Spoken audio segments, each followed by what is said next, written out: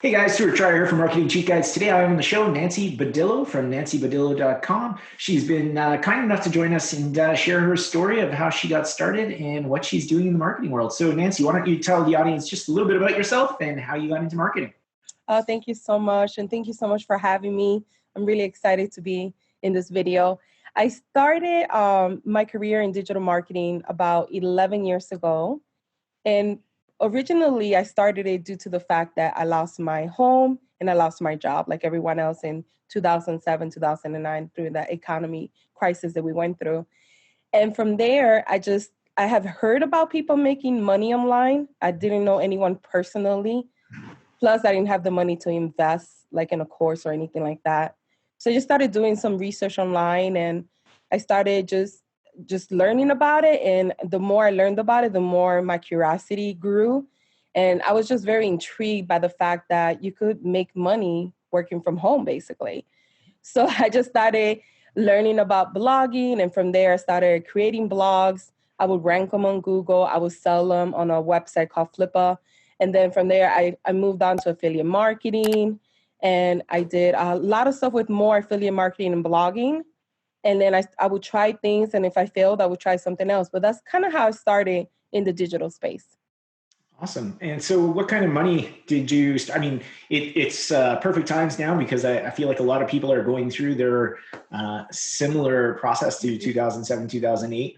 Mm-hmm. And they're going to be looking to make money online. So as you were coming out with little to no resources, what did you make year one, year two, just so somebody can kind of see what's possible?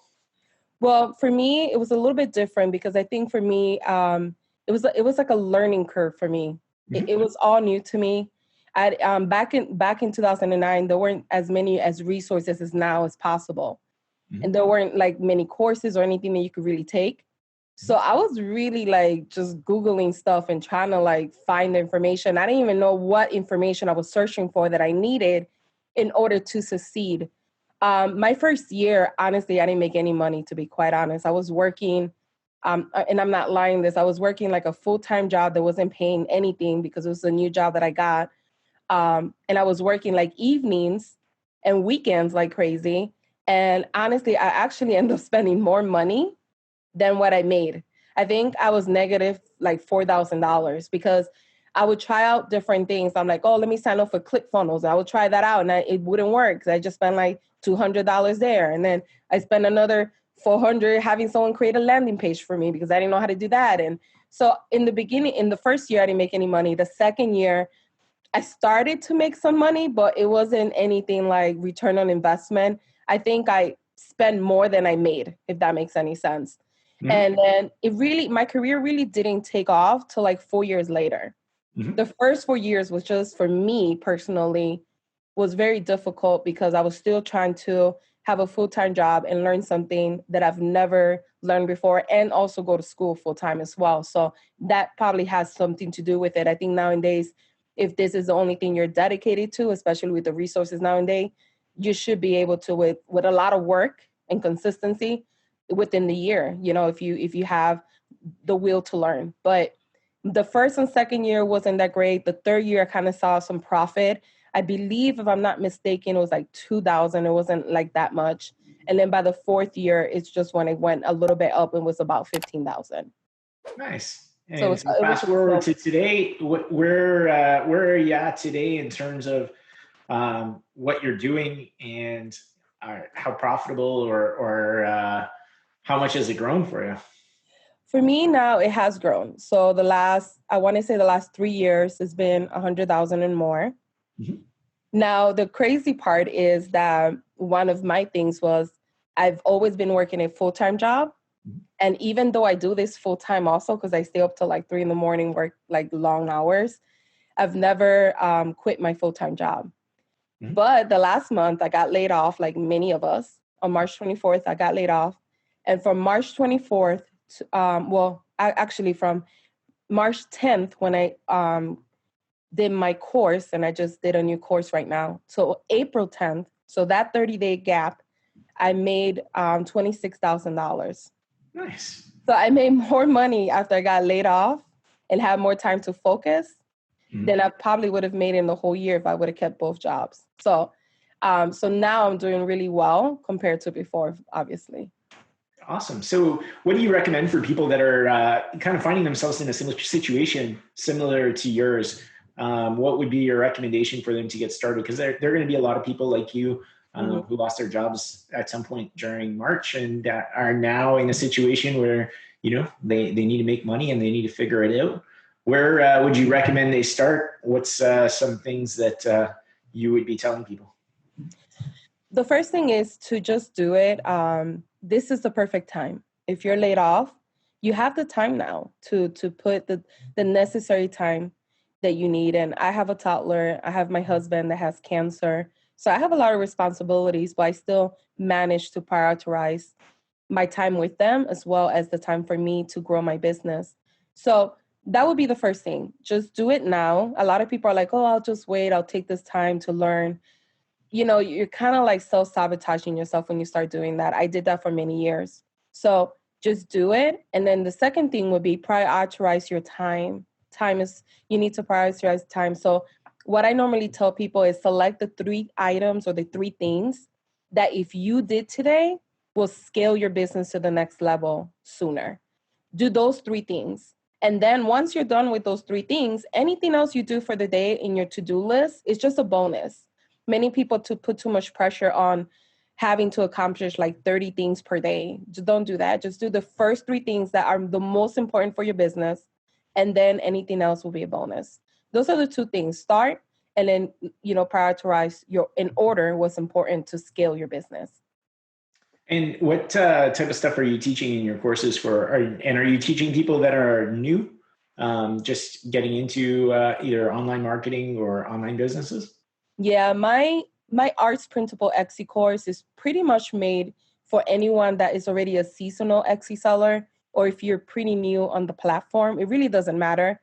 I literally teach you step by step by step from starting the business, from branding, from choosing your niche, from doing your micro niche, from creating your micro niche statement, from identifying your target audience, from how to use SEO, how to optimize your store for SEO. So you're getting all that within the course. You get also one-on-one sessions with me in the Facebook group as well. But additional to the course, which is really cool, is that I'm adding additional lessons to the course. So additional lessons will be how to promote your Etsy business on Facebook the proper way, how to run Facebook ads, and how to run Instagram ads. I'm going to be doing additional courses like how to promote your business on Instagram, how to promote your business on Pinterest. So this is like a one-stop course if you're trying to learn Etsy and how to also promote yourself as well. So not only are you learning how to start the business the correct way, but then also how to market yourself, how to grow your email list. So how to start, grow, and scale it to the next level, basically. Awesome. And so today, are you selling anything on Etsy, or are you more training people on it now that you've learned how to do it? Um, Mhm. so I, do you do both, or are you focused on one area more than the other? I'm doing both at the current moment because I have my main shop, which I use I'm trying to grow a little bit more as well for Etsy resources. And I usually use that to attract more Etsy sellers. The other stores, I still have them and I still get orders on a regular basis, but I am thinking eventually once this course takes off even more to kind of close down stores because I have so many of them and it's kind of hard to manage all that. And I have 2 courses and everything else that I do, YouTube, etc. So I think it's in the works later on, but I am definitely going to keep one just for the experience of it, especially because Etsy is always constantly changing stuff. So it's just good to have that one store at least. Awesome. And so, if we travel back in time, what are a couple of lessons that you've learned along your journey of acquiring skills, learning new things, putting them into action that you wish you would have known earlier in the journey that may have made your trip a little bit quicker? There's a lot of them. I think the main ones are are to stop self-sabotaging myself. Mhm. Like I knew there were certain things I needed to do, Mhm. but I would sit there and keep myself busy, like liking people's pictures. Like that's likes don't pay your bills. So I would keep myself doing stuff that really didn't take off my career. So, and I think subconsciously I was doing that because I was scared to put myself out there. I was scared to do a video of myself. I was scared to do like a Facebook Live. I was scared to do anything publicly, to be quite honest. So I kept doing stuff that kept me busy, but not productive. So that's the first thing. Make sure that whatever you do is productive, because your time is worth a lot of money. The second thing is, if you can't figure it out, get a mentor, or you have to spend money to make money. Now I have no problem signing up for a course, especially if I need it in that area of my career to help me grow and learn from someone else. And the third one is stop comparing yourself to other people. I have a lot of people that started with me, like Amy Porterfield's one of them. I interviewed her in 2014 in my blog, and now she's like huge. And I look at her, I'm like, oh my God, I'm not like her. So that's the biggest thing. Like, stop comparing yourself to other people. We all come from different backgrounds, different skill sets. And it is life. It's just what it is. You get what you put out, and just do the best you can. And that's all you could do. But I think those are the three things I have learned.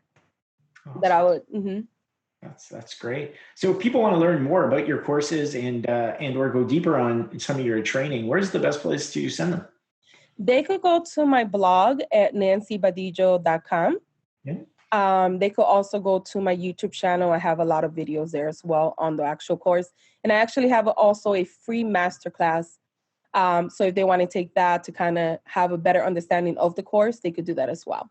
Perfect. I'll make sure to drop all of that below, guys, so that it will be in the notes and you can just click on over and learn a little bit more about how you can set up a business. I think this is a great time to kind of share this story, as a lot of people have lost their jobs and will be looking to recreate themselves. And what better way than building a business and building some independence. Yes, I agree. So with that, I will thank you so much for taking the time today. And guys, if you're still watching, hit that thumbs up button. If you have any questions or comments, drop them below. I'm happy to engage with you here on the channel. And Nancy, thank you so much for taking the time and sharing your story. Thank you so much for having me. I really appreciate it.